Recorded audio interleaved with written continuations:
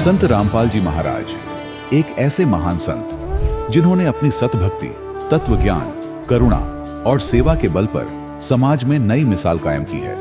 संत रामपाल जी महाराज की अगुवाई में उनके सभी सतलोक आश्रमों से समाज कल्याण के अद्भुत कार्यों ने समाज को सुनहरे भविष्य की एक नई उम्मीद दिखाई है। संत रामपाल जी महाराज से नाम दीक्षा लेने के बाद लाखों लोगों की लाइलाज बीमारियां जैसे कैंसर, एड्स आदि ठीक हुई। संत जी के ज्ञान से प्रेरित होकर उनके अनुयायियों ने लाखों यूनिट रक्तदान किया। संत जी ने लाखों बहन बेटियों का दहेज मुक्त विवाह करवाया।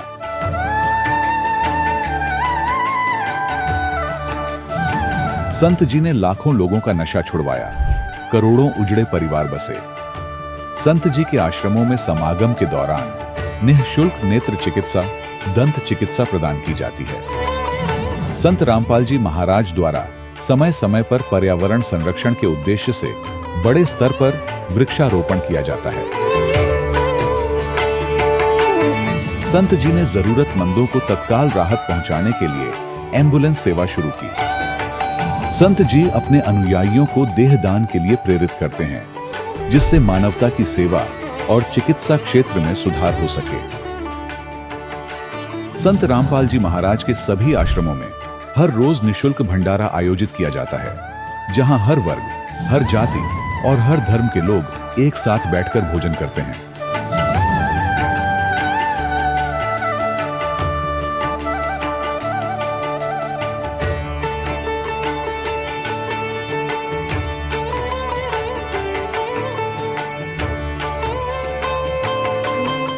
संत रामपाल जी महाराज की अन्नपूर्णा मुहिम ने गरीब और बेसहारा लोगों के जीवन में एक नई ऊर्जा और उम्मीद को जन्म दिया है।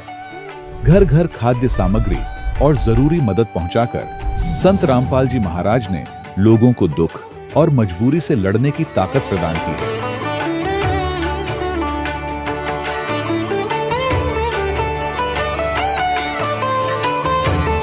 संत रामपाल जी महाराज द्वारा गरीब लोगों के लिए घर बनवाने का अद्भुत कार्य एक ऐसी मिसाल कायम कर रहा है जो सदियों सदियों संत जी की उदारता और दया भावना के तौर पर जाना जाएगा।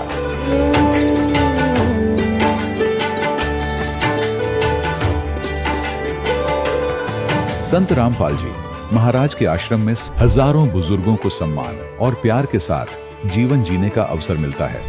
उनके खाने, रहने और स्वास्थ्य की पूरी जिम्मेदारी संत रामपाल जी महाराज उठाते हैं। अनाथ बच्चों के लिए संत रामपाल जी महाराज के सभी आश्रम किसी वरदान से कम नहीं। यहाँ उन्हें शिक्षा, संस्कार और भविष्य के लिए बेहतर अवसर प्रदान किए जाते हैं। चाहे बाढ़ हो, भूकंप या महामारी, संत रामपाल जी महाराज और उनके अनुयायी हमेशा ही जरूरतमंदों के लिए सबसे आगे खड़े रहते हैं। कोविड महामारी के दौरान संत रामपाल जी महाराज के आश्रमों से करोड़ों लोगों के लिए भोजन, दवाइयां और जीवन रक्षक सामग्रियां उपलब्ध कराई गई। चाहे गरीब की मदद हो या किसी शोषित और पीड़ित वर्ग के हक और सम्मान की लड़ाई, संत रामपाल जी महाराज ने हमेशा ही उनकी दबी आवाज को सरकारों तक पहुंचाया है और उन्हें उचित न्याय दिलवाने में अहम भूमिका अदा की है। समाज में आध्यात्मिक और सामाजिक मूल्यों के प्रति जागरूकता लाने में संत रामपाल जी महाराज हर कदम पर मानवता के सच्चे सेवक साबित हुए हैं। संत रामपाल जी महाराज का जीवन हमें सिखाता है कि सच्ची सेवा वही है जो निस्वार्थ भाव से की जाए। आइए हम भी इस महान सेवा के कार्य में इस महान संत से जुड़ें और संत रामपाल जी महाराज से नाम दीक्षा लेकर अपने जीवन को धन्य बनाएं।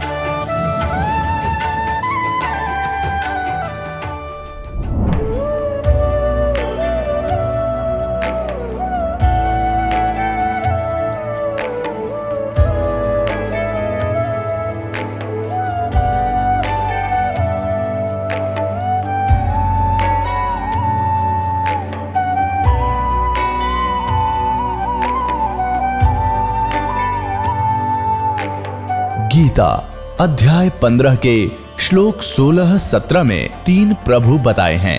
ये 3 प्रभु कौन हैं? किस प्रभु की शरण में जाने के पश्चात जन्म और मरण समाप्त हो सकता है? 3 प्रभुओं में सबसे उत्तम परमात्मा कौन है? कैसा है? उसका क्या नाम है? इन सभी गूढ़ रहस्यों को जानने के लिए अवश्य सुनिए जगत गुरु तत्वदर्शी संत रामपाल जी महाराज के अमृत वचन। सत साहिब दर्शकों, इंसान अपनी पूरी जिंदगी अपने धर्म में प्रचलित सभी प्रकार की साधनाएं करता है ताकि उसके घर में सुख शांति आए, बीमारियां दूर हों और जीवन की परेशानियां खत्म हो जाएं। लेकिन जब इन सब प्रयासों के बावजूद भी बीमारियां और परेशानियां उसके जीवन में बनी रहें, तो उसके मन में यह सवाल उठने लगता है कि क्या सच में मैं शास्त्र अनुसार भक्ति कर रहा हूं? दर्शकों, कुछ ऐसी ही कहानी थी लुधियाना, पंजाब की रहने वाली कांता जी की। कांता जी ब्राह्मण परिवार से हैं, जिन्होंने अपने धर्म की सभी परंपराएं निभाई, लेकिन फिर भी इनके जीवन की परेशानियां समाप्त नहीं हुई। इनके पति को गंभीर बीमारी हो गई, जिसको कोई डॉक्टर और न ही कोई धर्मगुरु ठीक कर सका। फिर एक दिन अचानक जब इन्हें संत रामपाल जी महाराज का शास्त्र अनुसार ज्ञान मिला और संत जी का ज्ञान समझकर जब इन्होंने नाम दीक्षा ली, तब इनके जीवन में चमत्कारिक बदलाव आने शुरू होने लगे। दर्शकों, आखिर संत रामपाल जी महाराज ने कांता जी को ऐसी कौन सी जड़ी बूटी दे दी जिससे कि इनके जीवन की सभी परेशानियां बिल्कुल समाप्त हो गईं? और क्यों आज करोड़ों लोग संत रामपाल जी महाराज को पूर्ण परमात्मा मान रहे हैं? आखिर इसके पीछे की सच्चाई क्या है? आइए सुनते हैं कांता जी की कहानी, इन्हीं की जुबानी। माता जी नमस्कार। सत साहिब भाई साहब। जी क्या नाम है आपका? मेरा नाम कांता रानी है। कहाँ से आए हैं जी आप? मैं पिंड बगली कलां, तहसील समराड़ा, जिला लुधियाना, पंजाब तो। संत रामपाल जी महाराज से नाम दीक्षा आपने कब ली? 26 जनवरी 2014 को। संत रामपाल जी महाराज की शरण में आने से पहले आप क्या भक्ति साधनाएं करते थे? जो भी परंपराएं हैं हिंदू समाज में सभी हम करते थे और लोगों को भी करवाते थे। हम सरनेम से, हम ब्राह्मण जाति, जो दंत कथा सुनी सुनाई उसके मुताबिक हम ब्राह्मण जाति से बिलोंग करते हैं। वो सभी जो मतलब हिंदू समाज में परंपराएं होती हैं लोगों से भी करवाते थे, आप भी करते थे। आप क्या काम करते हैं? मैं आंगनबाड़ी वर्कर हूँ। हम आपसे जानना चाहेंगे कि संत रामपाल जी महाराज की शरण में आप कैसे आए? संत रामपाल जी महाराज की शरण में ਸਾਡੇ ਨਾਲ ਸਾਡੇ ਗੁਆਂਢੀਆਂ ਦਾ ਘਰ ਹੈ, ਉਹ ਹੈਗੇ ਨੇ ਸ਼੍ਰੀਮਤੀ ਮਧੂਪ੍ਰਿਆ ਜੀ, ਡੀਓ ਰਿਟਾਇਰ ਨੇ। ਉਹ ਆਪਣੇ ਮਕਾਨ ਦੀ ਚਾਬੀ ਮੈਨੂੰ ਸੰਭਾਲ ਕੇ ਗਏ ਸੀ।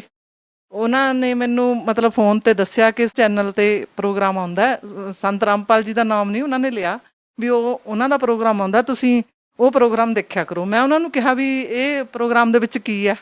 ਉਹ ਕਹਿੰਦੇ ਵੀ ਮੈਨੂੰ ਤਾਂ ਮਤਲਬ ਹੁਣ ਪਤਾ ਲੱਗਿਆ ਵੀ ਆ ਬ੍ਰਹਮਾ ਵਿਸ਼ਨੂੰ ਮਹੇਸ਼ ਕ੍ਰਿਸ਼ਨ ਭਗਵਾਨ ਰਾਮਚੰਦਰ ਵੀ ਇਹ ਤਾਂ ਰੱਬ ਹੈ ਨਹੀਂ। ਜਦ ਉਹਨਾਂ ਨੇ ਇਸ ਤਰ੍ਹਾਂ ਕਿਹਾ ਮੈਨੂੰ ਇੱਕਦਮ ਮੈਨੂੰ ਗੁੱਸਾ ਲੱਗਿਆ, ਮੈਨੂੰ ਦਿਲ ਨੂੰ ਧੱਕਾ ਲੱਗਿਆ ਵੀ ਉਹ ਇਹ ਗੱਲ ਕਿਉਂ ਕਹਿ ਰਹੇ ਨੇ। ਵੀ ਸਾਡੇ ਜਿਹੜੇ ਬਜ਼ੁਰਗ ਸੀ, ਸਿਆਣੇ ਸੀ ਸਾਡੇ, ਵੀ ਅੱਜ ਤੱਕ ਉਹਨਾਂ ਨੂੰ ਮੰਨਦੇ ਆ ਗਏ ਵੀ ਇਹਨਾਂ ਨੇ ਨਵਾਂ ਗਿਆਨ ਕਿੱਥੋਂ ਸਿੱਖ ਲਿਆ ਵੀ ਇਹ ਬ੍ਰਹਮਾ ਵਿਸ਼ਨੂੰ ਮਹੇਸ਼ ਇਹ ਤਾਂ ਪ੍ਰਮਾਤਮਾ ਹੈ ਹੀ ਨਹੀਂ। ਮੈਂ ਉਹਨਾਂ ਨੂੰ ਕਿਹਾ, ਮੈਂ ਕਿਹਾ ਵੀ ਤੁਸੀਂ ਆਪਣਾ ਗਿਆਨ ਆਪਣੇ ਕੋਲ ਰੱਖੋ, ਤੁਸੀਂ ਮੈਨੂੰ ਇਹ ਗੱਲ ਨਾ ਕਹੋ। ਉਹ ਕਹਿੰਦੇ ਵੀ ਮੈਂ ਤਾਂ ਉਹਨਾਂ ਤੋਂ ਦੀਕਸ਼ਾ ਲੈ ਲਈ। ਮੈਂ ਕਿਹਾ ਵੀ ਤੁਸੀਂ ਦੀਕਸ਼ਾ ਲੈ ਲਈ ਹੋਣੀ ਆ, ਵੀ ਮੇਰੇ ਸੰਤ ਤਾਂ ਸਿੱਧਸਰ ਸਿਓੜੇ ਵਾਲੇ ਸੰਤ ਬਲਵੰਤ ਸਿੰਘ ਸਿੱਧਸਰ ਸਿਓੜੇ ਵਾਲੇ ਨੇ, ਵੀ ਮੈਨੂੰ ਤੁਸੀਂ ਅੱਜ ਗੱਲ ਕਹਿਤੀ, ਮੈਨੂੰ ਤੁਸੀਂ ਗੁੰਮਰਾਹ ਨਾ ਕਰੋ, ਮੇਰੇ ਤਾਂ ਗੁਰੂ ਹੈਗੇ ਨੇ। ਉਸਕੇ ਬਾਅਦ ਮੈਂ 4-5 ਮਹੀਨੇ ਮਤਲਬ ਉਹ ਪ੍ਰੋਗਰਾਮ ਨੂੰ ਦੇਖਿਆ ਨਹੀਂ। ਉਸ ਤੋਂ ਬਾਅਦ ਇੱਕ ਦਿਨ ਅਚਨਚੇ ਤੇ ਚੈਨਲ ਲੱਗ ਗਿਆ। ਮੈਂ ਕਿਹਾ ਵੀ ਕਿਤੇ ਇਹੀ ਤਾਂ ਨਹੀਂ ਉਹ ਕਹਿੰਦੇ ਸੰਤ ਰਾਮਪਾਲ ਜੀ ਮਹਾਰਾਜ ਜੀ ਕਹਿੰਦੇ। ਜਦ ਮੈਂ ਦੇਖਿਆ ਉਹਨਾਂ ਨੇ ਮੈਨੂੰ ਉਹੀ ਮਤਲਬ ਮੈਂ ਦੇਖਿਆ ਤੇ ਸੰਤ ਰਾਮਪਾਲ ਜੀ ਮਹਾਰਾਜ ਜੀ ਦਾ ਮੈਂ ਪ੍ਰੋਗਰਾਮ ਸੁਣਿਆ। 1 ਦਿਨ ਸੁਣਿਆ, 2 ਦਿਨ ਸੁਣਿਆ, ਮੈਂ ਲਗਾਤਾਰ 10 ਦਿਨ ਸੁਣਿਆ। ਮੇਰੇ ਸਾਡੇ ਤੱਕ ਪਾਠ ਖੋਲ੍ਹਤੇ, ਮੈਂ ਸਾਰੇ ਪਰਿਵਾਰ ਨੂੰ ਵੀ ਸੁਣਨ ਲਾਤਾ ਵੀ ਤੁਸੀਂ ਵੀ ਇਹ ਪ੍ਰੋਗਰਾਮ ਦੇਖੋ। ਅਤੇ ਅਸੀਂ ਦੇਖਦੇ ਗਏ ਸਾਨੂੰ ਉਹ ਦਿਨ ਆਉਣ ਦੇ ਵਿੱਚ ਆਵੇ ਵੀ ਅਸੀਂ ਕਿਹੜੀ ਘੜੀ ਜਾ ਕੇ ਆਸ਼ਰਮ 'ਚੋਂ ਜਾ ਕੇ ਗੁਰੂ ਜੀ ਦੇ ਦਰਸ਼ਨ ਕਰੀਏ, ਨਾਮ ਲੈ ਲਈਏ। ਉਸ ਤੋਂ ਬਾਅਦ ਮਤਲਬ ਮੇਰੀ ਕਦੇ ਵੋਟਾਂ 'ਚ ਡਿਊਟੀ ਆ ਜਾਵੇ, ਕਦੇ ਮੈਂ ਪਲਸ ਪੋਲੀਓ 'ਚ ਮੇਰੀ ਡਿਊਟੀ ਆ ਜਾਵੇ, ਕਦੇ ਮਰਦਮਸ਼ੁਮਾਰੀ 'ਚ ਆ ਜਾਵੇ, ਮੈਨੂੰ ਉਹ ਦਿਨ ਆਉਣ 'ਚ ਨਾ ਆਵੇ।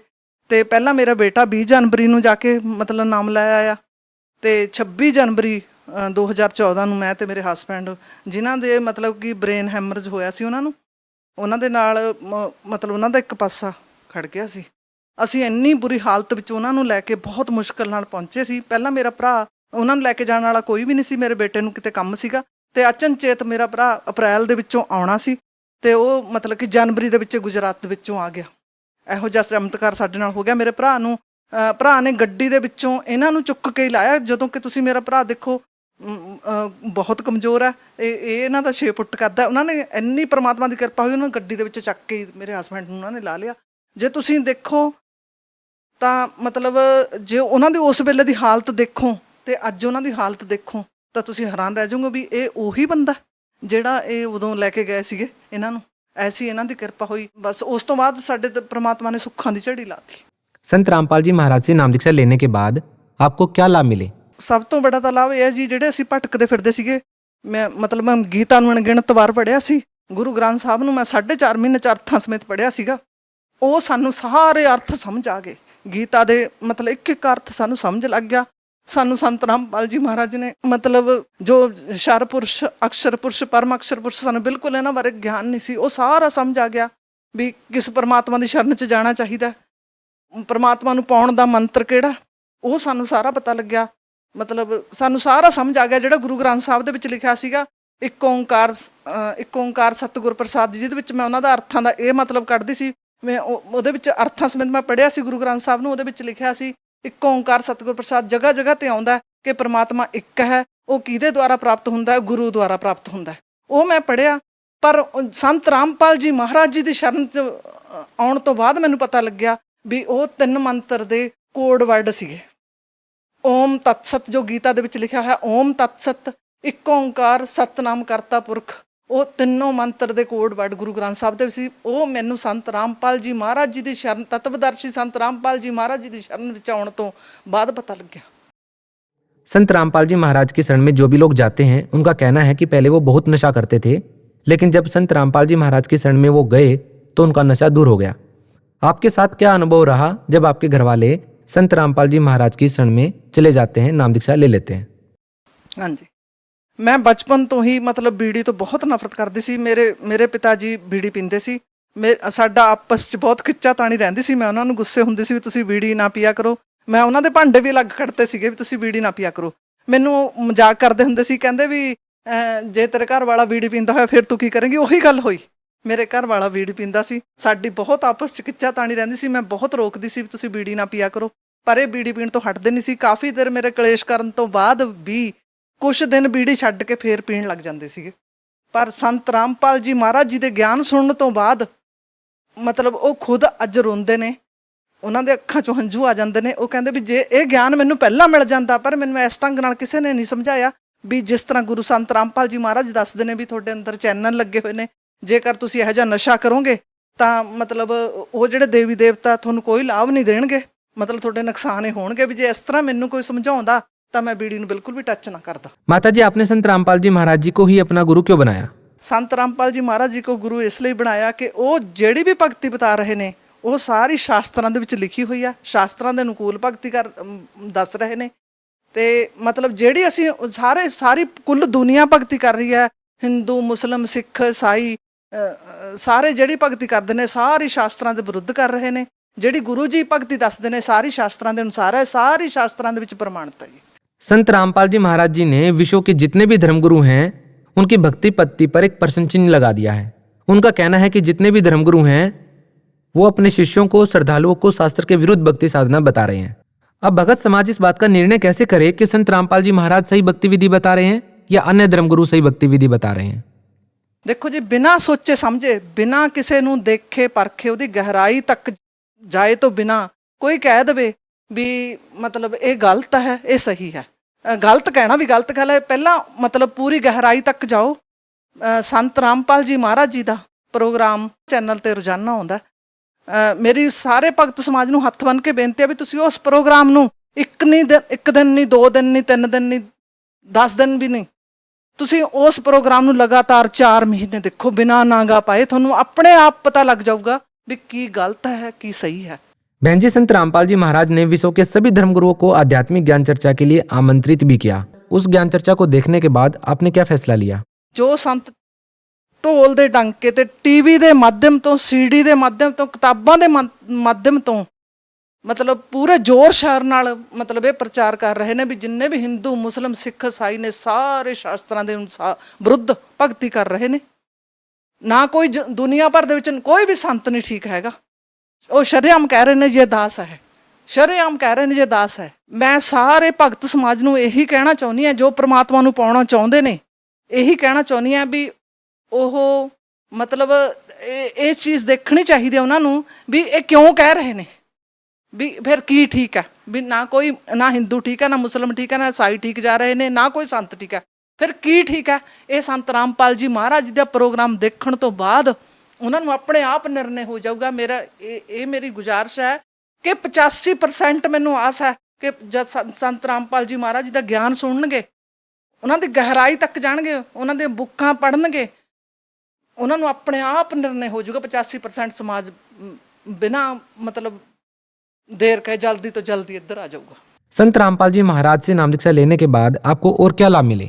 ਸਾਡੇ ਜੀ ਸਭ ਤੋਂ ਬੜਾ ਲਾਭ ਤਾਂ ਇਹ ਹੈ ਵੀ ਮਤਲਬ ਸਾਨੂੰ ਸਤ ਭਗਤੀ ਮਿਲੀ, ਜਿਹੜਾ ਕਿ ਅਸੀਂ ਮੰਦਰਾਂ ਗੁਰਦੁਆਰਿਆਂ ਦੇ ਵਿੱਚ ਤੀਰਥ ਸਥਾਨਾਂ ਤੇ ਬੜਿਆਂ ਵਡੇਰਿਆਂ ਤੇ ਸਤੀਆਂ ਤੇ ਲੱਭਦੇ ਫਿਰਦੇ ਸੀਗੇ, ਉਹ ਸਾਨੂੰ ਮਿਲਿਆ। ਜਿਹੜਾ ਅਸੀਂ ਆਪ ਵੀ ਗੁੰਮਰਾਹ ਸੀਗੇ, ਸਰਾਧ ਕੱਢਦੇ ਸੀਗੇ, ਹਿੰਦੂ ਪਰੰਪਰਾ ਮੁਤਾਬਕ ਅਸੀਂ ਪੰਡਤ ਕਹਾਉਂਦੇ ਸੀ, ਦੰਤ ਕਥਾ ਦੇ ਮੁਤਾਬਕ ਸਰਨੇਮ ਸਾਨੂੰ ਲੱਗੇ ਹੋਏ ਨੇ ਜਿਹੜੇ, ਉਹਦੇ ਮੁਤਾਬਕ ਅਸੀਂ ਲੋਕਾਂ ਨੂੰ ਵੀ ਗੁੰਮਰਾਹ ਕਰ ਰਹੇ ਸੀਗੇ। ਉਹ ਅਸੀਂ ਬਿਲਕੁਲ ਮਤਲਬ ਉਸ ਜਿਹੜੀ ਭਟਕਣਬਾਜ਼ੀ ਆ ਬਿਲਕੁਲ ਬੰਦ ਹੋ ਗਈ। ਜਿਹੜਾ ਸਭ ਤੋਂ ਵੱਡਾ ਲਾਭ ਹੈ ਉਹ ਇਹ ਲਾਭ ਹੋਇਆ ਕਿ ਸਾਨੂੰ ਸਤ ਭਗਤੀ ਸਤ ਮਾਰਗ ਸਾਨੂੰ ਮਿਲ ਗਿਆ। ਜਿਹੜੇ ਅਸੀਂ ਬਹੁਤ ਬਹੁਗੁਣਿਆਂ ਦੇ ਵਿੱਚ ਸੀ, ਛਛੋ ਪੰਜਾਂ 'ਚ ਪਏ ਹੋਏ ਸੀ, ਉਹ ਬਿਲਕੁਲ ਐਨ ਨਿਰੋਲ ਹੋ ਗਏ। ਸਭ ਤੋਂ ਬੜੀ ਇਹ ਭਗਤੀ ਇਹ ਹੈ ਕਿ ਇਹਦੇ ਵਿੱਚ ਇਸ ਭਗਤੀ ਦੇ ਵਿੱਚ ਕਿਸੇ ਤੱਕ ਕੋਈ ਮਤਲਬ ਨਹੀਂ ਰਹਿੰਦਾ, ਕਿਸੇ ਤੱਕ ਕੋਈ ਮਤਲਬ ਨਹੀਂ। ਕੋਈ ਆਉਂਦਾ ਆਵੇ, ਜਾਂਦਾ ਜਾਵੇ, ਨਹੀਂ ਆਉਂਦਾ ਨਾ ਆਵੇ, ਕੋਈ ਰਿਸ਼ਤੇਦਾਰ ਰੁੱਸਿਆ ਰਹੇ, ਕੋਈ ਸਾਨੂੰ ਕਿਸੇ ਤੱਕ ਕੋਈ ਮਤਲਬ ਨਹੀਂ ਰਹਿ ਗਿਆ। ਸੰਤ रामपाल जी महाराज ने ਸਾਨੂੰ ਇਹੋ ਜਿਹੀ शिक्षा देती भी ਇਹਨਾਂ ਸਾਰੇ ਝੰझटों ਨੂੰ ਛੱਡੋ। आपने कहा कि आपको सबसे बड़ा आध्यात्मिक लाभ हुआ। संत रामपाल जी महाराज ने सभी धर्मगुरुओं के बारे में बताया है कि उनकी पूजा की पद्धति सही नहीं है। आखिर संत रामपाल जी महाराज जी की भक्ति विधि है वो किस आधार पर सही है, क्या कहना चाहेंगे? श्रीमद् भगवत गीता, पवित्र गुरु ग्रंथ साहिब, बाइबल, कुरान शरीफ, चारों वेद। आपने कहा कि संत रामपाल जी महाराज वेदों में से, गुरु ग्रंथ साहिब में से, कुरान शरीफ में से, बाइबल में से अपना ज्ञान आधार बता रहे हैं। सवाल ये है कि संत रामपाल जी महाराज आखिर किस धर्म को श्रेष्ठ मानते हैं, वह समाज को किस धर्म की ओर लेके जाना चाहते हैं, वो समाज को किस धर्म की ओर लेके जा रहे हैं? ਉਹ ਕਹਿੰਦੇ ਵੀ ਹਿੰਦੂ ਮੁਸਲਿਮ ਸਿੱਖ ਈਸਾਈ ਵੀ ਇਹ ਕਾਲ ਨੇ ਸਾਰਿਆਂ ਸਾਨੂੰ ਭਰਮਿਤ ਕੀਤਾ ਹੋਇਆ। ਨਾ ਕੋਈ ਹਿੰਦੂ ਹੈ, ਨਾ ਮੁਸਲਮਾਨ ਹੈ, ਨਾ ਸਿੱਖ ਈਸਾਈ ਹੈ। ਉਹ ਕਹਿੰਦੇ जीव हमारी जाति है, मानव धर्म हमारा, हिंदू मुस्लिम सिख ईसाई धर्म नहीं कोई न्यारा। क्या आज भी आप संत रामपाल जी महाराज में पूरी आस्था रखते हैं? जी 150%। जी बहुत बहुत धन्यवाद। सच है भाई। दर्शकों, अभी आपने सुने संत रामपाल जी महाराज से दीक्षा प्राप्त करके सुखी हुए भक्त के अनुभव। अब देखिए जगत गुरु तत्वदर्शी संत रामपाल जी महाराज के मंगल प्रवचन। परमपिता परमात्मा पूर्ण ब्रह्म सारी सृष्टि के रचनहार कुल मालिक कबीर परमेश्वर जी, ये हम सभी आत्माओं के जनक हैं, सबके पिता हैं। ये वो पूर्ण परमात्मा हैं, ये कादिर भगवान हैं, समर्थ अल्लाह है, कंप्लीट गॉड है, जिनके अंदर ये सर्व गुण प्रत्यक्ष है। तुमेव माता च पिता, तुमेव बंधु च सखा, तुमेव विद्या च द्रविणम, तुमेव सर्व मम देव देव। यही परमात्मा हमारे वास्तव में पिता हैं। पालक होने के कारण ये पिता हैं, हमारे जनक होने के कारण ये हमारी माता है, क्योंकि इन्होंने हमें अपने वचन से उत्पन्न किया हुआ सभी आत्माओं को। और यही हमारा असली धन है, क्योंकि परमेश्वर स्वयं आकर बताते हैं, कबीर सब जग निर्धना, धनवंता ना कोई, और धनवान उसको जानियो जिस पर राम नाम धन होए। फिर परमात्मा बताते हैं, राम रटत कोड़ी ही भलो, राम रटत कोड़ी भलो, चू चू पड़े जो चामे, वो सुंदर शरीर किस काम का, जा मुख नाही नाम। कबीर राम रटत दारिद्र भलो, टूटी घर की छान। वो सुंदर महल किस काम के, जहाँ भक्ति नहीं भगवान। राम रटत कन्या भली, साकेट बलो न पूत। जैसे छेरी के गल में गलथना, हाँ जिसमें दूध न मूत। कबीर जिव्या तो वाये भली, जो रटे हरि नाम। नहीं तो काट के फेंक दियो, ये मुख में भलो ना चाम। परमपिता परमात्मा कबीर देव, कबीर साहिब, अल्लाहु अकबर, ये हमारे सभी आत्माओं के जनक हैं, ये सबके पिता हैं। और यही वो रहमत वाले अल्लाह हैं, ये वही कृपा के सागर हैं, जो अपनी आत्माओं को, जो इनकी शरण में आकर के सत भक्ति करते हैं, उनको सर्व सुख प्रदान करते। और जो भक्ति नहीं करते या करते हैं तो शास्त्र विधि त्याग कर मनमाना आचरण करते हैं, या वे इनकम्प्लीट गॉड की, अधूरे भगवानों की भक्ति करते हैं, तो वो प्राणी मोक्ष प्राप्ति नहीं कर सकते। और उनका प्रारब्ध में यानी किस्मत में लिखा हुआ जो पाप कर्म है, जिसके कारण प्राणी को कष्ट होते हैं, उससे भी छुटकारा नहीं पा सकते। प्रत्येक प्राणी इस काल के लोक में, 21 ब्रह्मांड में, आप पृथ्वी लोक पर रह रहे हो, ये भी काल के लोक के अंतर्गत आता है। कोई भी सुखी नहीं है। परमात्मा ने बताया कि आप झूठे सुख को सुख कहते हो। आप किस बात को सुख मान बैठे हो? पैसा हो, बढ़िया कोठी हो, कार हो, संतान हो, बस आप इसको मौज मानते हो, इसको आप सुख मानते हो। लेकिन आप भूल जाते हो बगैर तत्व ज्ञान के, जिनके ये सर्व सुख थे, उनका किसी का पुत्र मर गया, किसी की पुत्री विधवा हो गई, किसी की पुत्री मृत्यु हो गई, और कईयों के तो परिवार के परिवार दुर्घटना में नष्ट हो जाते हैं। तो फिर कहाँ गई वो मौज? उसमें ध्यान नहीं आता हमारे को कि ये कैसे बिजली गिर रही है। क्यों तो हम मर रहे हैं, क्यों जन्म रहे हैं, इसके पीछे कारण क्या है? तो ये परमात्मा ने आके बताया, जो हमारे पिता हैं, और हम गलती से यहाँ आ गए थे इस काल के साथ मेला देखने, और इस मेले में हम भी चल गए, अपने परमात्मा से भी छुट गए। अब वो परमात्मा यहाँ आता है हमें समझाने के लिए कि जिस स्थान पर आप रह रहे हो, ये स्थायी स्थान नहीं है। ये तो एक मेला है। कोई 10 वर्ष रह सकता है, कोई 20 वर्ष, कोई 50 वर्ष, कोई 60 और 100 वर्ष। उसके बाद सभी ने यहाँ से जाना पड़ेगा। और यहाँ आप एक दूसरे से अस्थायी तौर पर जुड़े हुए हो, जैसे मेले में मित्र बन जाते हैं। आपका परिवार इतना ही समझो। तो वो आकर जब हमें बताना चाहते हैं, तो हम यहाँ इस काल के जाल में फंस चुके होते हैं। और ये काल एक विलियन है, खलनायक है। इसकी चेष्टा रहती है कि यहाँ मेरे जाल में फंसे हुए सभी आत्माओं को इतना भ्रमित कर दूं कि ये अपने पिता को पहचान भी ना सके।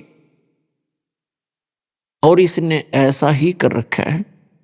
जब वो परमात्मा यहाँ आते हैं स्वयं, तो उस समय हम उसको पहचान नहीं पाते, और झूठे ज्ञान के आधार से, भ्रमित ज्ञान के आधार से हम अपने ही पिता का विरोध करके इस काल कसाई के जाल में फंसे ही रह जाते। वो परमात्मा स्वयं आते हैं और अपना ज्ञान कराने की चेष्टा भी कराते हैं और हमें ये भी बताना चाहते हैं कि तुम यहाँ के वासी नहीं हो और ये तुम्हारा सही ठिकाना नहीं है। क्या बताते हैं कि पहले गए जो पहले मृत्यु को प्राप्त हो चुके हैं, उन्होंने तो कभी किसी को आकर बताया नहीं हम कहाँ गए, और शेष जो बचे हैं ये भी ऐसे ही चले जाएंगे। और जो भक्ति साधना जो क्रियाएं आप आजीवन करते हो, ये इस काल के जाल में फंसे रहने की सुव्यवस्था है। उसके लिए सत भक्ति करनी पड़ती है, उस साहेब की भक्ति करनी पड़ती है, समर्थ भगवान की, कंप्लीट गॉड की। और वो भक्ति केवल वो स्वयं ही आकर बताते हैं। जब वो बताने आते हैं तब तक हम इन नकली गुरुओं, आचार्यों, शंकराचार्यों, काजी और मुल्लाओं और इन पीरों के द्वारा इतने भ्रमित कर दिए जाते हैं कि हम परमात्मा के उस ज्ञान को स्वीकार नहीं कर सकते, नहीं कर पाते। पुण्यात्माओं, इसके पीछे क्या कारण रहा कि हम सभी अशिक्षित थे और प्रत्येक धर्म के धर्मगुरु कुछ एक व्यक्ति होते थे जिनको हम ये मानते थे कि ये सभी सदग्रंथों से, अपने अपने धर्म के सदग्रंथों से पूर्ण परिचित हैं, विद्वान पुरुष हैं, जिस कारण से हमने उनके किसी भी बात पर डाउट नहीं हुआ, अविश्वास नहीं हुआ। और अभी तक हम उनके द्वारा दिए गए लोकवेद दंत कथा को आधार मानकर अपना जीवन जी रहे थे। परमात्मा को पता था कि ये तब तक मुझे नहीं पहचान पाओगे जब तक ये स्वयं शिक्षित ना होंगे। तो पुण्यात्माओं, चौथा युग आ गया है, जनता कभी शिक्षित नहीं थी, क्योंकि ये शिक्षा एक अभिशाप है इस जीव के लिए और वरदान भी है। अभिशाप तो इसलिए है कि इसमें हम ज्यादा चतुर बन गए और सांसारिक सुख सुविधाओं को प्राप्त करने की दौड़ हमने बहुत स्पीड तक लगा रखी है। एडी से चोटी का जोर केवल माए इकट्ठी करने में लग गए, अभिमानी हो गए। छोटी सी पोस्ट पर मिल जाती है, हवा में उड़ जाता, सीधे मुंह बात नहीं करता वो व्यक्ति। और पहले अपने बुजुर्ग थे, आए का आदर करते थे, प्यार से बोलते थे, विनम्र रहते थे। तो विनम्र व्यक्ति के साथ भगवान रहता है। जिसमें जरा सा भी अभिमान आ जाता है उससे भगवान दूर हो जाता है। केवल वो अपना फिर कर्म ही प्राप्त करता है पूर्व जन्म का, उसको अन्य कोई लाभ नहीं मिल सकता। तो अब परमात्मा ने आप जी को शिक्षित बनाया है। अब ये शिक्षा आपके लिए वरदान सिद्ध होगी कि आप परमात्मा को पहचान सकोगे, अपने सदग्रंथों को स्वयं पढ़ सकते हो, निर्णय ले सकते हो।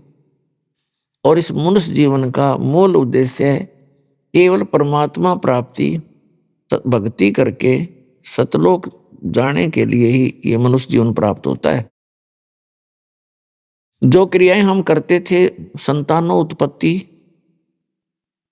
उनकी परवरिश में सारा जीवन लगाकर हम ये कहा करते थे, हमारे बुजुर्ग, हमने देखा सुना कि मेरा काम पूरा हो गया, बच्चों का विवाह कर दिया, परमात्मा ने उनका संतान दे दिया, अपने पैरों पर खड़े हो गए, अब मेरी बेशक मृत्यु हो जाओ, मेरा काम पूरा हुआ। अब इस तत्व ज्ञान से, अध्यात्म ज्ञान से पता चला कि मनुष्य वाला काम तो शुरू भी ना किया उसने, ये कर्म तो पशु पक्षियों जैसे ही किए आज तक जो आपने किए।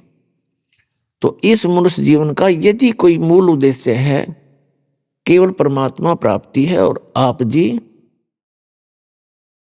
जिनको ये मानव शरीर मिला है, ये एक ड्रेस है, ड्रेस, पोशाक। इसको संत भाषा में चोला बोलते हैं, चोला यानी कपड़ा। तो ये वस्त्र आपको अन्य प्राणियों से भिन्न प्राप्त है, तो इसका कोई काम भी भिन्न है। और उस काम के बिना इस मनुष्य जीवन का कोई यूज नहीं। चाहे कितने कोठी बना लो, फैक्ट्री लगा लो, या चाहे कितनी कार खरीद लो, 1 सेकंड में मृत्यु हो जाती है। सब कुछ धरा धराया रह जाता है और हाथ मसलता हुआ हारे हुए ज्वारी की तरह यह प्राणी यहां से शरीर छोड़कर चला जाता है। जो भक्ति नहीं करता और भक्ति कर रहा है नकली गुरुओं के पास, वो भी हारे हुए ज्वारी की तरह ही जाएगा। तो पुण्यात्माओं, आप जी को ये ड्रेस अलग मिली है, इसका काम भी भिन्न है। जैसे बच्चे विद्यालय में जाते हैं, विद्यार्थी की ड्रेस, उनकी पोशाक भिन्न होती है, और अन्य जो मजदूरी करते हैं या खेतों में काम करते हैं या कोई अपनी अन्य दुकान आदि में कार्य करते हैं, मजदूरी करते हैं, तो उनकी ड्रेस पोशाक भिन्न होती है।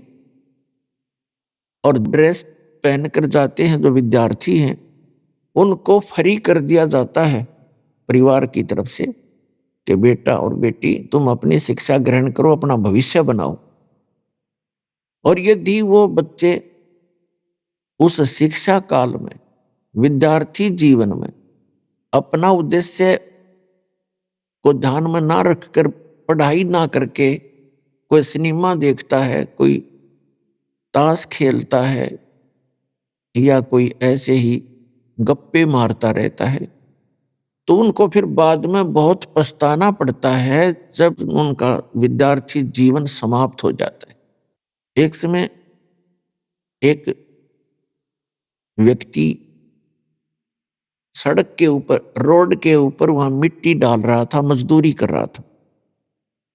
वहीं पर उसी रोड का इंचार्ज एक एक्सियन आया, एग्जीक्यूटिव इंजीनियर, और वो जब आकर इंस्पेक्शन करके चला गया, तब वो टोकरी डाल रहा व्यक्ति, वो मजदूर कहता है कि ये एक्सियन, इसका ये नाम है, ये मेरा सहपाठी था, मेरा क्लास फेलो था, मेरे कर्म फूट गए, मैं पढ़ा को नहीं, बकवाद करता रहा, सिनेमा देखता रहा। हम इकट्ठे ही इंजीनियरिंग कर रहे थे, +2 करके, 12वीं करके, और मैं पढ़ा नहीं। आज ये एक्शन लग के कारों में घूम रहा है और मैं मजदूरी कर रहा हूं। तो परमात्मा कहते हैं आप यूं पछताओगे जिनको मानव शरीर प्राप्त है।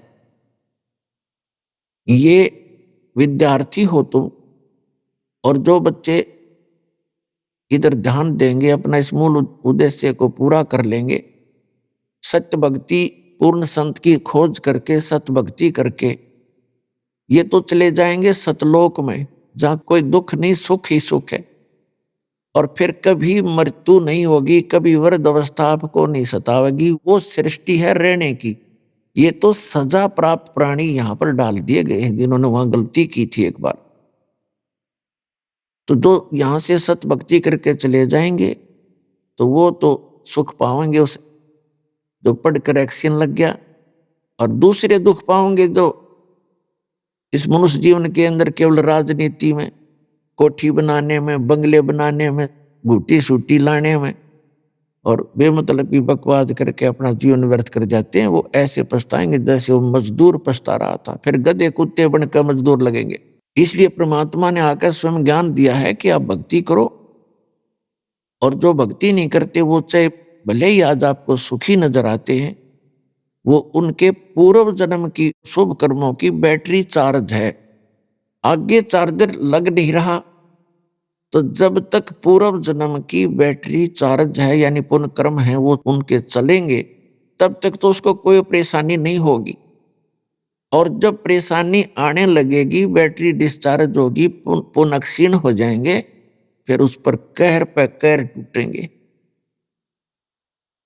तो इसलिए जो आज सुखी है उसको भी चार्जर लगाना पड़ेगा, यानी सत भक्ति रूपी ये साधना इस दास से प्राप्त करनी पड़ेगी, क्योंकि विश्व के अंदर इस दास के अतिरिक्त किसी के पास सत भक्ति नहीं और सच्चा ज्ञान नहीं, सब गलत ज्ञान प्रचार कर रहे हैं।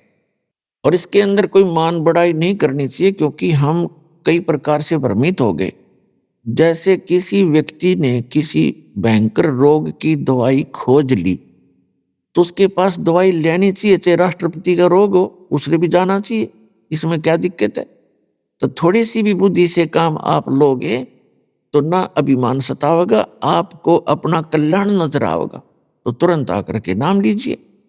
परमात्मा कहते हैं मन तू पावेगा अपना किया रे, भोगेगा अपना किया रे।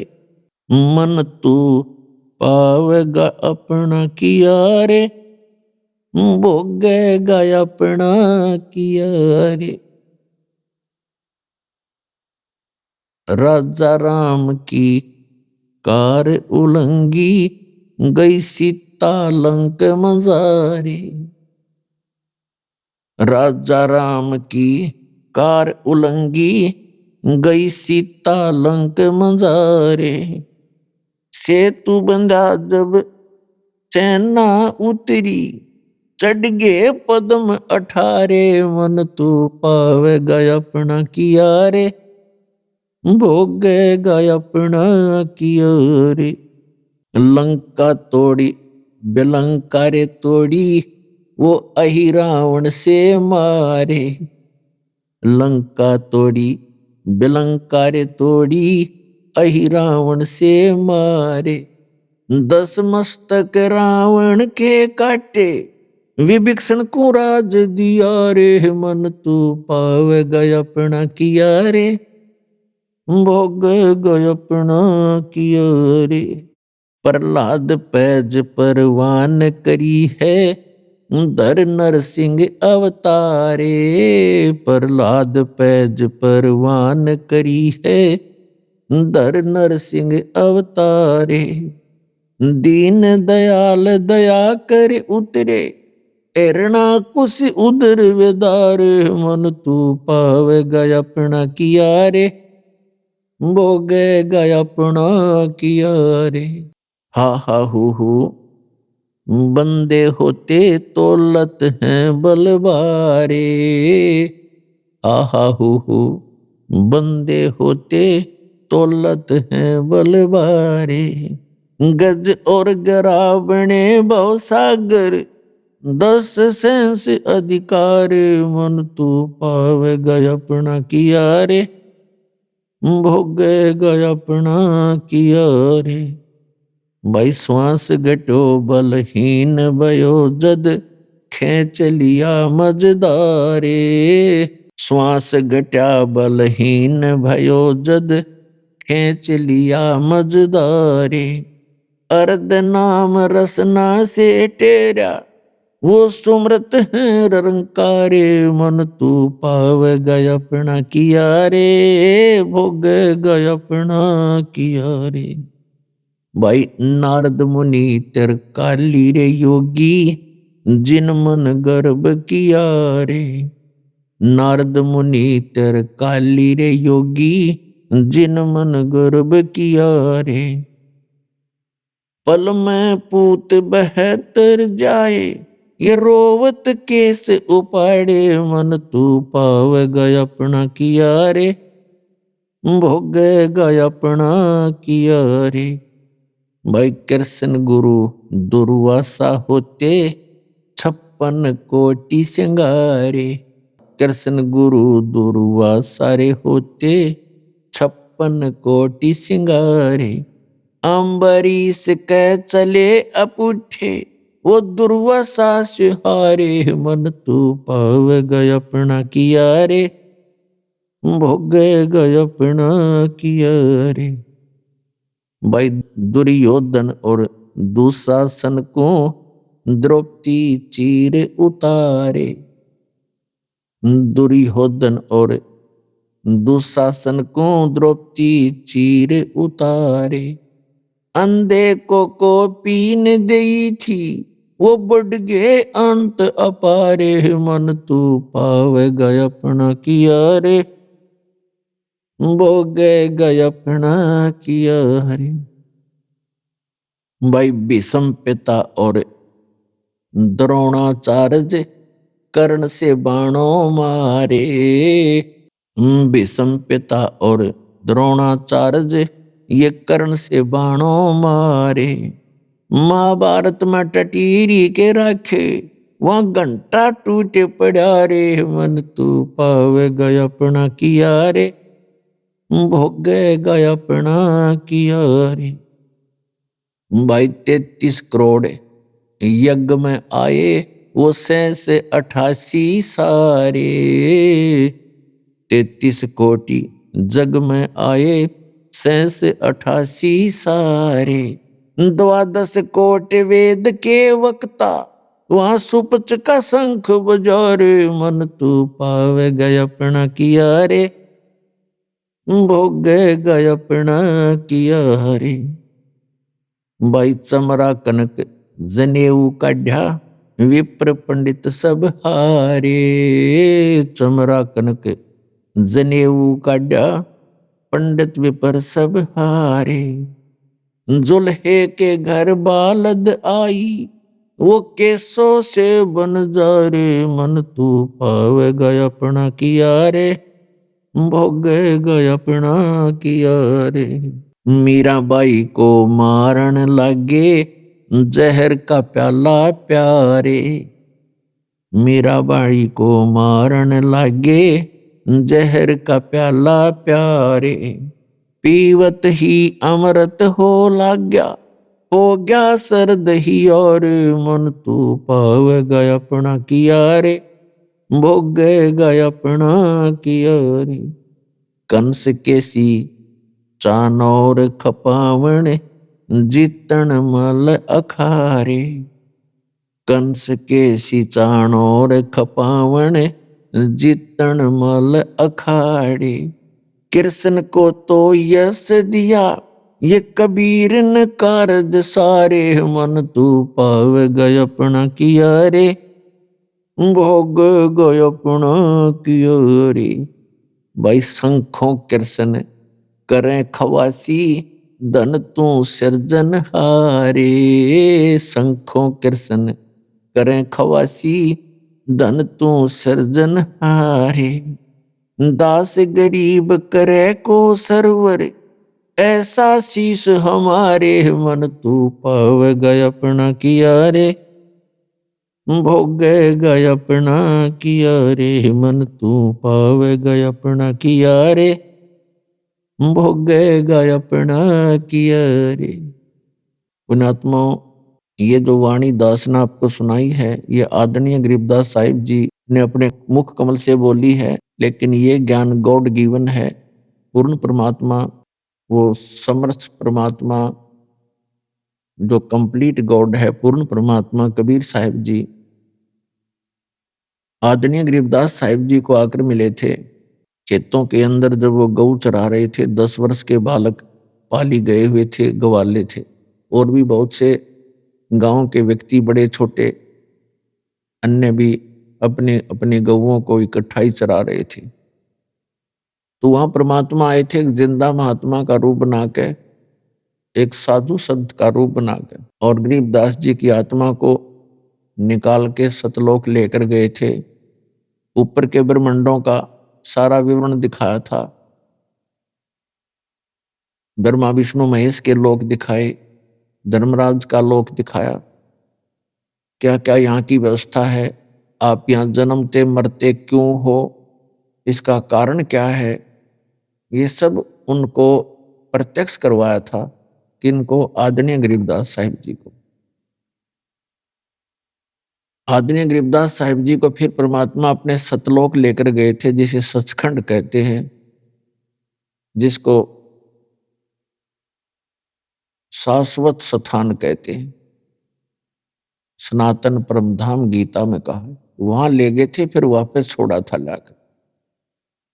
परमात्मा पूर्ण ब्रह्म की कृपा के बिना कोई भी प्राणी ऊपर जाकर के वापस नहीं आ सकता, यानी वहां जाकर के वापस किसी को कुछ ज्ञान नहीं दे सकता, क्योंकि इस काल भगवान ने सबको गुमराह किया हुआ है, भ्रमित किया हुआ है। केवल परमात्मा अपनी रजा से ऊपर ले जाते हैं। उन्होंने चंद पुण्यात्माओं को ऐसे ऊपर ले जाके वापस छोड़ा। उन्होंने उस परमात्मा की गवाही दी है अपनी अमृत वाणी रूपी एफिडेविट दिए हैं कि वो परमात्मा इन सभी भगवानों से, प्रभुओं से अन्य है। ब्रह्मा जी से, विष्णु जी से, शिव जी से, दुर्गा जी से, ब्रह्म से और परब्रह्म से, इनसे अन्य है, उसको पूर्ण ब्रह्म कहते हैं। गीता अध्याय नंबर 8 के श्लोक नंबर 3 में उसी को परम अक्षर ब्रह्म कहा है। तो पुण्यात्माओं, वो परमात्मा स्वयं ही ऊपर ले जाते हैं अपनी आत्माओं को, फिर वापस छोड़ते हैं और फिर वो आकर के भगवान के विषय में जानकारी देते।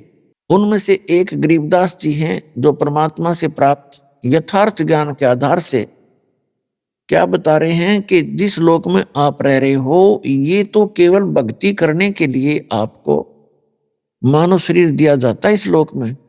बाकी अन्य प्राणी तो अपने पूर्व जन्म के कर्मों का ही भोग भोग रहे होते हैं। और आप सत भक्ति ना करके अन्य भक्ति करते हो या यहाँ बकवादों में लगे रहते हो, तो उनके साथ कैसी कैसी घटनाएं घटी। यदि आप यहाँ सुख संपत्ति चाहते हो, सुख संपत्ति से सुख मानते हो या संतान से सुख मानते हो, उसका उदाहरण देते हुए बताते हैं, सर्व सोने की लंका होती रावण से रणधीरम, एक पलक में राज विराजी वो जम के पड़े जंजीरम, मन तू सुख के सागर बस रे भाई और ना ऐसा यस रे। फिर बताते हैं, क्या मांगो कुछ थिर ना रहाई और देखत नैन चला जग जाई, एक लख पूत सवा लख नाती उस रावण के आज दीवा नबाती। यदि आप यहाँ संपत्ति चाहते हो, बड़ी बड़ी हवेली बनाना चाहते हो, कई कई मंजिल की कोठियां बनाना चाहते हो और उसके ऊपर अच्छी मार्बल वगैरह लगा कर अपनी शान और शौकत बनाकर आप खुश हो, उसको संकेत देते हैं कि श्रीलंका का राजा जो रावण था, उसने सोने के महल बना रखे थे, सोने की ईंटों से, और उसके 1 लाख पुत्र थे।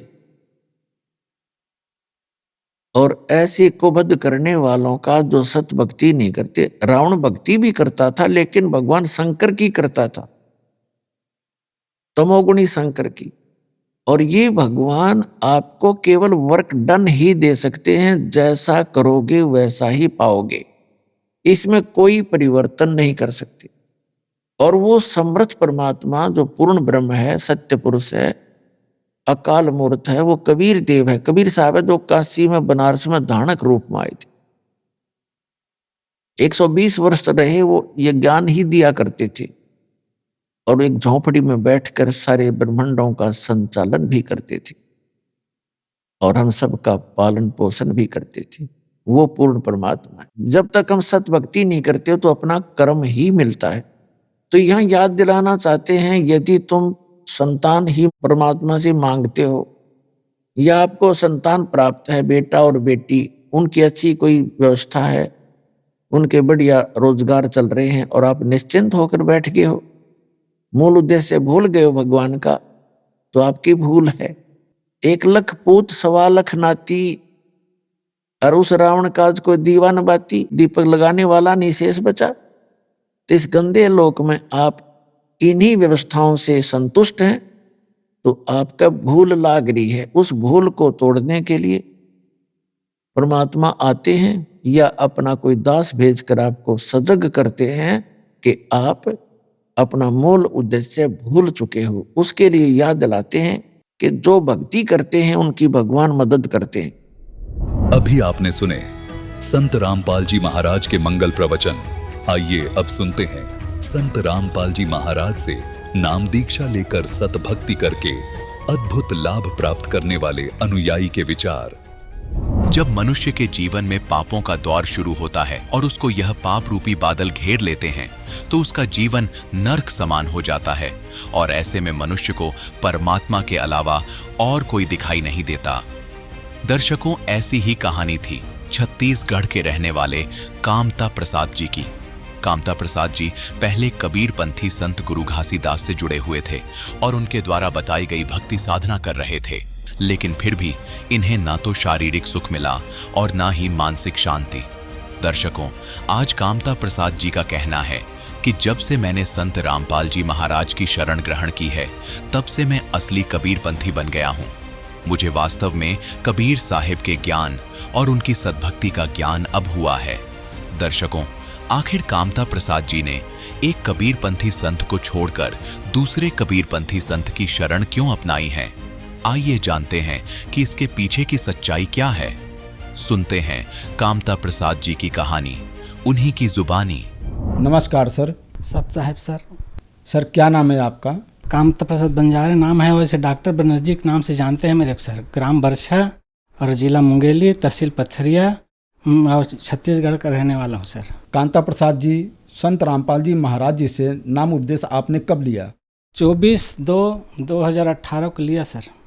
संत रामपाल जी महाराज जी से नाम दीक्षा लेने से पहले आप क्या भक्ति साधनाएं किया करते थे? भक्ति साधना तो हम वैसे सतनामी पंथ से बिलोंग करते हैं सर, तो गुरु घासीदास को मानते थे और साथ में कबीर साहिब को भी मानते थे सर, दोनों को ही मानते थे। सर जैसा कि आपने बताया कि आप सतनामी पंथ से हैं, जो कि काफ़ी पुराना कबीर पंथ है, और आप घासीदास को भी मानते थे और कबीर साहब जी को भी मानते थे, तो फिर आप संत रामपाल जी महाराज जी की शरण में क्यों आए? सर ऐसा जाना पड़ा सर, कुछ शरीर में तकलीफ आ गया हमारा, और फिर 2017 में वैसे तो पुस्तक हम पढ़े थे, 2017 से हम सत्संग भी सुन रहे थे परमात्मा का, संत रामपाल जी महाराज का, और उसमें हमको बहुत कुछ ज्ञान मिल चुका था, लेकिन अहम के कारण हम जा नहीं पा रहे थे, क्योंकि हम सोना बनाने का भी काम करते थे सर। सोना बनाने का काम करते करते जब सोना बन गया 24 कैरेट का, प्रैक्टिकल हो गया वो, उसके बाद हम सोचे कि इसमें सोना बनाने से तो कोई फ़ायदा नहीं होगा और 2-4 हज़ार व्यक्ति का भी ज़िंदगी देखना है। ऐसा करके हम पारस पत्थर की तैयारी करने लगा सर। जब पारस पत्थर तैयारी करने लगा तो 8 घंटा का समय बाकी था उसमें बनने में। उसके बाद फिर हमारा जो तकलीफ फिर बढ़ गया, तबीयत खराब हो गया सर। इसलिए दुनिया भर के देवी देवताओं को याद किए मेरे वाइफ ने। मैं तो बेहोश हो गया था सर, वैसे गनियारी अस्पताल में गया था तो पीछे साइड का रीढ़ का हड्डी से पानी निकाल दिया था, और घर में आया तो बेहोशीपना हो गया। तो हमारे पत्नी, हमारे वाइफ ने पूरा कई प्रकार के देवी देवता का आराधना किया, लेकिन कोई सहमत नहीं हो। लास्ट में फिर बोले कि हे परमात्मा, हम साल भर से हम सत्संग आपके देख रहे हैं, उसके बाद आप आके दया करिए परमात्मा, यहाँ पर हमारे पति को जीवन दान दीजिए। ऐसा करके बोली सर फिर हमारे वाइफ। तब फिर परमात्मा ने एक सोटा रख के और कमंडल रख के संत रामपाल जी महाराज कबीर परमेश्वर के रूप में आए। फिर आने के बाद हमारे मुंह में वो जल डाला सर, चरणामृत। हम नहीं जानते थे, हमको बता रहे थे बाद में जब हमको होश आया तो। लेकिन हमारे वाइफ ने पूरा इस सब को देख रही थी, हर चीज़ को सर। उसके बाद फिर बोले कि हम तुरंत दीक्षा ले लेंगे परमात्मा, अगर तुरंत हमको जीवन दान मिलेगा तो। ऐसा करके बोली सर। और उसके बाद जब हम चरण अमृत डालने के बाद कुछ राहत मिला हमको। राहत मिलने के बाद में फिर 3 दिन के बाद हम जाके भाटापारा में नामदान केंद्र था उस समय सर, तो जाके आके हम नाम दीक्षा लिए। और जैसा हम अंदर घुसे नाम दीक्षा लेने के लिए, तो हमारा यहाँ का जो तकलीफ था वो तकलीफ क्षण मात्र में तुरंत ठीक हो गया सर, और परमात्मा की भक्ति करने लग गए। सर जैसा कि आपने बताया कि आपके परिवार वाले पहले से ही संत रामपाल जी महाराज जी से दीक्षित थे। उन्होंने आपके लिए संत रामपाल जी महाराज जी से प्रार्थना की और फिर आप स्वस्थ हो गए। तो क्या नाम दीक्षा लेने के बाद आपको और भी लाभ मिले? जैसे कि हमारे वाइफ जैसे कोरोना काल में जब टीका लगवाई थी तब उसका तबीयत खराब हो गया फिर हमारे वाइफ का, और 8-10 रोज वो बिल्कुल खाना नहीं खाए, बातचीत कुछ नहीं कर सकती थी एकदम। उसके बाद में फिर पास में सो रहे थे तो एक रोज 13वां दिन में धर्मराज अपने किताब लेकर के ऐसे दबाए हुए आए सर, और बोले कि ये तुम्हारा पत्नी अब नहीं रहेगा, समय पूरा निकल चुका है, ख़त्म हो चुका है, आप देख लो। ऐसा करके वो पुस्तक को, किताब को ला के रख दिया। पहले भी वैसे मैं तांत्रिक के काम करता था तो कई ऐसा मृत्यु हो जाते थे तो उसको भी लेके आते थे मेरे पास में कि भाई इसको जिंदा मत करना, जीवित करने की कोशिश मत करना, ऐसा करके बोलते थे सर। तो उसी प्रकार उस दिन भी आए थे और दिखाए थे।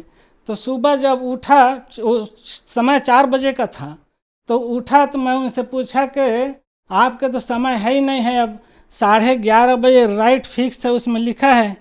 ऐसा करके बोले तो बच्चे लोग रोने लग गए और समय होते जा रहे थे तो और बिल्कुल उसका चेहरा डाउन होते जा रही थी मेरे वाइफ का। उसके बाद में फिर जब 11 बजे और बिल्कुल सीरियस हो गए, एकदम सीरियस हो गए, तो फिर बच्चे लोग के बोला कि यहाँ रोने की क्या ज़रूरत है भाई, तो मुर्दा है, मर जाता है तो उसके पास रोना नहीं चाहिए, रोना है तो वो परमात्मा बैठा है वहाँ जाके आप रोइए भाई सब जने, ऐसा करके बोले सर।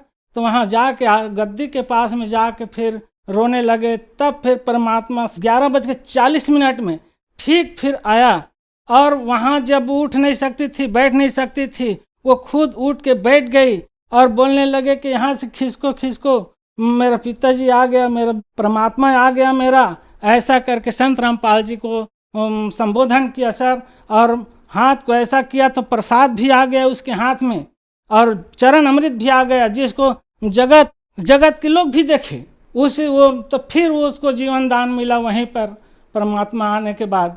ये लाभ हुआ सर हमको।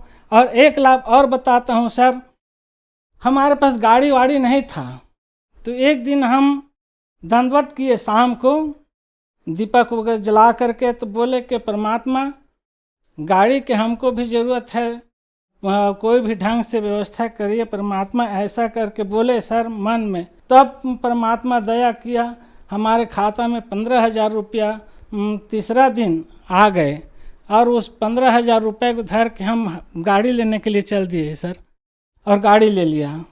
यही हमको लाभ हुआ है सर। पेट में गैस था और यहाँ सूजन हो गया था मेरा, तो कई डॉक्टर को दिखाया तो कई डॉक्टर तो ये बोलते थे कि आप तो यहाँ से हम भेजते हैं मरीज तो उसको ठीक कर देते, तो हम आपके लिए क्या दवाई करेंगे, ऐसा करके बोलते थे सर। तो गनियारी, फिर लास्ट में गनियारी गए, गनियारी में रीढ़ की हड्डी से पानी निकाल दिया।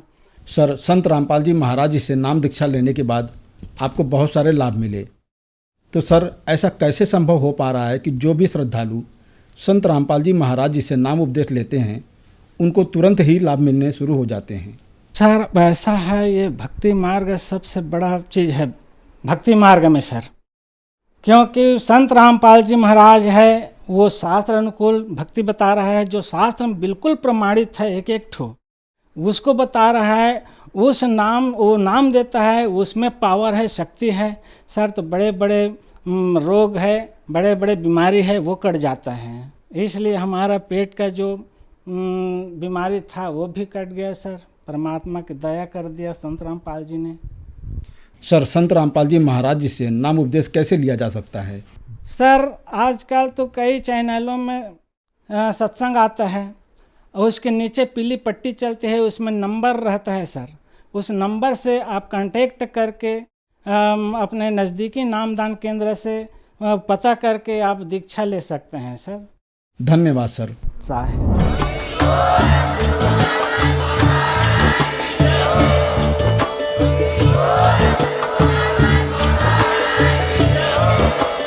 आप सुन रहे थे जगत गुरु तत्वदर्शी संत रामपाल जी महाराज जी के मंगल प्रवचन। अधिक जानकारी के लिए विजिट कीजिए हमारी वेबसाइट www.jagatgururampalji.org। संत रामपाल जी महाराज जी के शुभ आशीर्वाद से पूरे विश्व भर में 500 से भी ज्यादा नाम दीक्षा केंद्र हैं, जिन पर संत रामपाल जी महाराज जी द्वारा ऑनलाइन निशुल्क नाम दीक्षा दी जा रही है। अपने नजदीकी नाम दीक्षा केंद्र का पता करने के लिए संपर्क करें 8222880541।